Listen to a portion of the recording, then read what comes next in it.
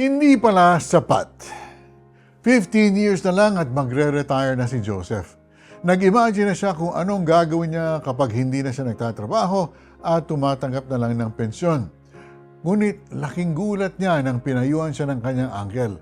Naku Joseph, napakaliit ng pensyon ko kahit ilang taon ako naghulog. Kulang na natatanggap ko. Kung ako sa'yo, mag-invest ka for your retirement habang may oras ka pa. Nalungkot si Joseph sa kanyang nalaman.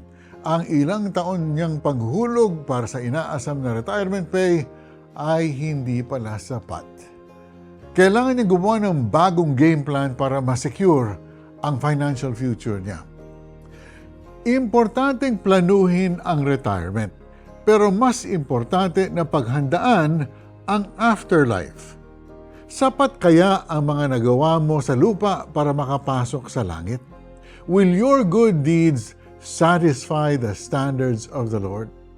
Pinaalala ni Apostle Paul that being good on earth does not earn us a spot in heaven. The Lord has a higher requirement than man. At sa mata ng Diyos, makasalanan ng lahat and hindi papasa sa standards niya. Sabi nga sa Romans 3:23, "For all have sinned and fall short of the glory of God." But despite our sin, the Lord still made a way for us to be with Him in paradise. Ang chance lang natin ay through Jesus Christ. His death is the only good thing for the Lord at siya lang ang nakamit ng standards. So kanino ka magtitiwala para makarating ka sa langit? Sa good deeds mo or sa work ni Christ?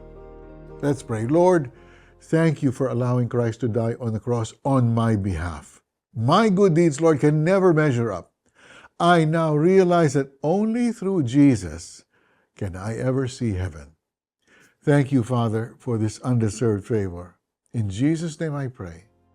Amen. Have you come to a point in your life where you trusted Jesus for your place in heaven? If not, click the chat icon on the Tanglaw app and someone will pray with you.